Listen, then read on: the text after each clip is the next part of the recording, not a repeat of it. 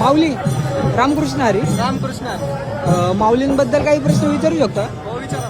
पहिला प्रश्न, ज्ञानेश्वर महाराजांच्या या वर्षी किती जन्म सोहळा आहे?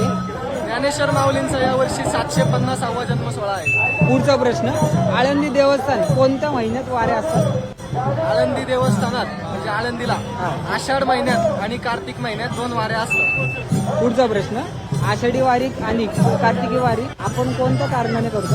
आषाढी वारी ही संत श्रेष्ठ ज्ञानेश्वर महाराज पांडुरंगाकडे समाधीसाठी परवानगी मागायला जातात आणि कार्तिक महिन्यात ज्ञानेश्वर महाराजांचा समाधी सोहळा असतो. पुढचा प्रश्न, ज्ञानेश्वर महाराजांच्या 750वा जन्म उत्सव कोणत्या तारखेपासून कोणत्या तारखेपर्यंत होता? आळंदीत ज्ञानेश्वर महाराजांचा 750वा जन्म सोहळा दिनांक 3 मे ते 10 मे पर्यंत चालू आहे. उद्या त्याचा शेवटचा दिवस आहे, काल आहे. शेवटचा प्रश्न माऊली, आजच्या युगात प्रत्येकाने ज्ञानेश्वरीचा अभ्यास करण्याची गरज का आहे?